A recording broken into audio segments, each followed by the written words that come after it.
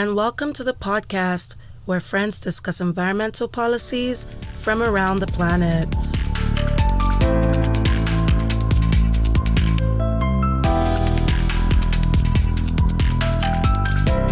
Hey guys, and welcome back to another extra policy of the Planet Policy Pals podcast.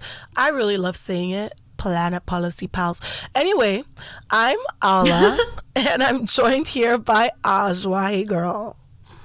Hey, how are you? I am doing okay. Doing real good. So today we want to talk about something or get into something we already talked about a little bit. In episode 11, we discussed the environmental impacts of tourism, and we looked at how ecotourism can be a viable solution to some of tourism's problems. We also mentioned a couple ecotourist spots, but today we wanted to talk about, how ecotourism can go left sometimes, and also highlight even more spots, seeing as how airline bookings are through the roof and everyone is traveling. God save us. So just a quick recap. On episode 11, I defined tourism as when you visit somewhere, which I feel was right. But then my boyfriend listened to it and he was like, really? When you visit somewhere, I don't know what to tell you. So I was like, you know what? Maybe you guys do deserve better. According to Google, tourism is the commercial organization and operation of vacations and visits to places of interest, which you guys, it's the same thing as what I said. Yeah, and I said that too because, I don't have a boyfriend to fix me, so I got my shit together. Fair enough. Oh my God. So to refresh your memories, ecotourism itself is defined by the International Ecotourism Society as responsible travel to natural areas that conserve the environment, sustain well-being of the local people, and involve interpretation and education. So these three things, conservation, local communities, and education, are the things, they're the three pillars of a good ecotourist vacation. Those are the things that are necessary. It's not just a nature tour or these biotourism things that are becoming more popular. You have to be protecting the environment, putting back into it for it to be ecotourism. So now I'm going to highlight two of my favorite ecotourist spots that I've never been to but really want to go to. Number one for me is the Costa Rican rainforest, because you guys, we already talked about what a great job they're doing in Costa Rica with conservation. So yeah, had to be here. Costa Rica has an ambitious conservation program. I think it's one of the most developed ones among tropical rainforest countries. And I say that because they protect more than 10% of their country in general, which is wild when you think of how much goes unprotected around the world. One protected strip of forest, for example, runs uninterrupted for 40 miles through 9 ecological zones that range all the way from sea level to 12,500 feet. Wow. Exactly. Damn, that's deep. Yeah. They're I was just like, that must be such a serene and beautiful place. In 1995, the government in Costa Rica presented a plan to protect 18% of the country in national parks and another 13% in privately owned preserves. So these areas that are targeted are usually high with biodiversity, and around 2/3 of Costa Rica's remaining rainforests are protected. Particularly in Costa Rica, I would love to visit the Corcovado National Park. You can find 13 different ecosystems within 164 square miles of this park alone. So if you like hiking, bird watching, photography, or just chilling in nature like I do for good vibes, it would be a beautiful place to visit. Number 2 is Iceland, and honestly, I think with Iceland, it's just the people there are so environmentally conscious that, of course, I want to visit it. You know what I mean? Iceland has become a global leader in geothermal and hydro energy.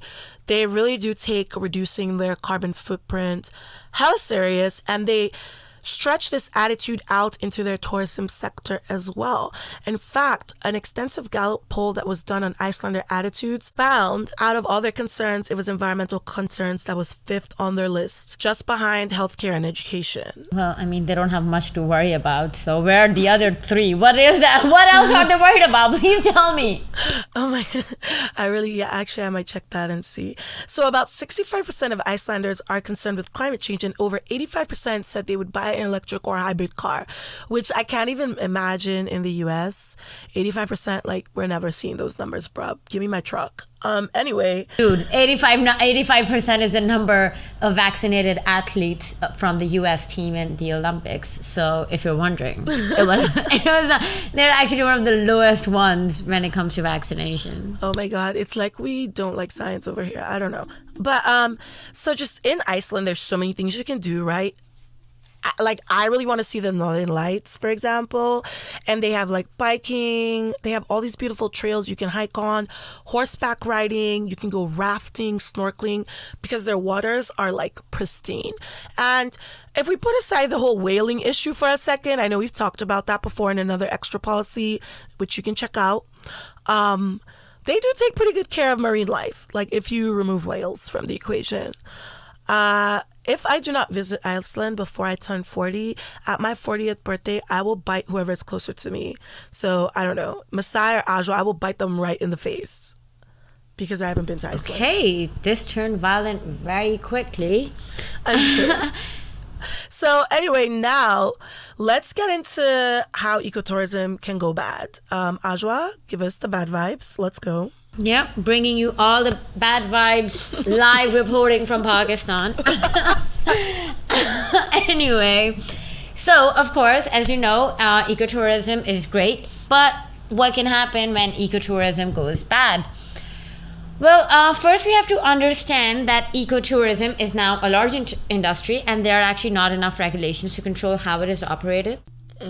The destruction of local resources to make room for ecotourism is also a problem. For example, trees, they need to be felled to make lodges for tourists, right? And in that process, there's a lot of natural resources that are destroyed so that they can make souvenirs for these tourists. A lot of rare species are hunted down so that they can be used as tourist attractions, like just putting them in zoos, petting zoos, for example. Destruction of a lot of natural features. For example, there's overused tracks that lead to soil erosion, and then damage to vegetation obviously ensues. There's also a real danger of some areas being really overused. And let's not forget that hotels are part of corporations, and they obviously sometimes dump waste into rivers that causes water pollution. Such a bummer. Yeah. And to give you like some examples, like you talked about whale watching. Well, it's like they're great to their marine life, not the whales, but great to them. Hey, I'm great to my animals, not the cows, but I'm great to the rest. So we know whale watching is actually a beloved pastime for a lot of animal lovers across the world. It's also a very highly profitable business opportunity for those who are offering tours. And whale watching, by the way, as an industry, has a global revenue worth $2.1 billion, in case you were wondering.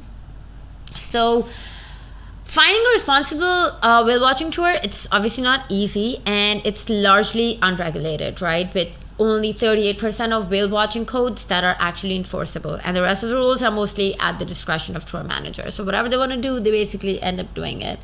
And so the environmental consequences of this thing is they're varied, right? Boats frequently chase down the animals so that they can get a better look for the tourists and stuff. This obviously has resulted in many boats hitting the whales, which can very severely injure them. And I don't know if you guys have seen videos. Honestly, they're appalling. It's really sad. Also, since all of you like to go to sleep to whale noises, so the way that they communicate with each other is sonic waves. When you bring a boat into that equation, these noises, obviously caused by these engines, can disrupt their mating routines, and they are actually also driven away from their prey and their feeding areas so that they can escape the boats. Now, how can you choose a responsible whale watching tour? Well, you should ask your tour provider about what codes are enforced and see how they respond. A responsible eco-tour will usually state that they won't chase the whales, but rather anchor off at a safe distance to watching the whales without disturbing them, which is the right way that you want to be able to do it, right? This isn't Keeping Up with the Kardashians. You don't want to have them act it out for you. Oh my God, please. It's true. Then another one is, like we talked about, petting zoos. Tigers are some really majestic creatures in the animal kingdom, right? If you wanted to see a tiger up close, it may seem reasonable that you would want to visit a tiger sanctuary. However, the word sanctuary is grossly misleading, and especially in areas like Thailand and also Malaysia. Now these sanctuaries, they claim to be helping the tigers, and for a fee you can sit next to a tiger and pose for a photo. But I'll be honest, it is nothing short of barbaric. I remember when I went to Malaysia, like this was back in 2008, 7, 8, something like that. We went to a petting zoo. We went to where there were tigers. There were cubs also that you could hold up. These tigers were like drugged out. Like, I'm not even kidding. This one tiger that was just sitting there could not move. It took it like 3 minutes just to like shut its eyelid for a few seconds. Oh my God, that's so sad. Are you shitting me? No, it was really sad. And the people over there, like, no, you can, I have pictures of me next to a tiger. I didn't get like the super expensive because I'm like, no, I'm not going to give you my money. Like, look at this poor little tiger. Aww. So it's actually really sad, and please don't do it. I did it when I was like in the 8th grade once, and I know that I will never ever do it again. And even then, I had, if you have even a little bit of a conscience, you would not want to do it. Trust me, like, I've been there. I'm telling you, it's not fun.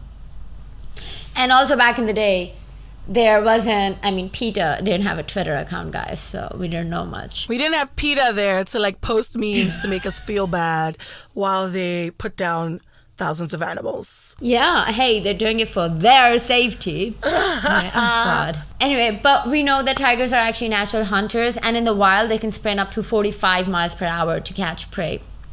And they're also one of the only subspecies of big cats that absolutely love to swim. But all these sanctuaries, they have like small little ponds where they can barely drink enough water from, let alone swimming. You can't, like, you won't see a tiger running or swimming in a foreign tiger temple. Like, in order to keep the animals docile for tourists, the tigers are actually chained to the ground and they are pumped with sedatives. So, like I said, it's really shitty. And in order to mitigate the risk of a tiger encounter going wrong, the tigers often have their teeth and claws removed. Oh my God, declawing is such an inhumane practice, you guys. Dude, de-teething. They even get their teeth removed. Just it's awful. Terrible. Okay, I will disclaimer though, the teeth of the tiger that I saw, she still had her teeth. But no, she was still really heavily drugged. It's still really sad. Yeah, that's sad. She probably didn't have claws, let's be real. And so, and if you don't think that that's barbaric enough, by the way, the captive tigers have the tendons in their wrists cut so they're unable to spot or run with speed. So, you know, going to minimize the risks. Never ever support the industry of tiger temples. Please, honestly, don't. And currently, by the way, fun fact, there are more tigers kept as American pets than there are in the wild. And that is insane. They're very beautiful creatures. But they're dangerous and they should be respected. If you love tigers, watch a documentary about them. Donate money to a research charity, but please leave them in the wild where they belong. Yep. Like, honestly, my brother loves lions and tigers. You know what he does? He's on YouTube all day watching lion and tigers videos. You don't see him going to sanctuaries. Actually, I hope you don't see him going to sanctuaries.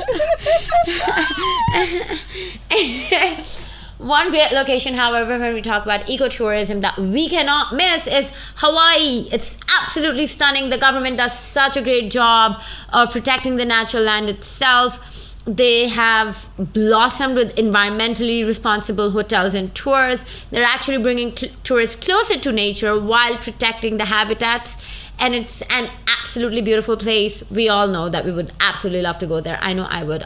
You know you would as well. Are you kidding me? I would love to go to Hawaii. I almost went a few years ago and then something happened, but 100% plan to still go. There are a lot of issues, right, with the amount of commercialization, but the government does a good job there. Yeah, no, honestly, so do check it out. Anyway, thank you so much for joining us for this extra policy. We hope you guys enjoy your travels and maybe check out some ecotourist spots around you. If you do find any cool places, please share them with us so we can tell people about them. We will return with Series 3 in 2 weeks, but until then, stay in touch on social media. Twitter at Planet Policy Pal, Instagram at Planet Policy Pals, subscribe on YouTube and like our Facebook page. Catch up on some of our old episodes, and as always, keep learning, pals.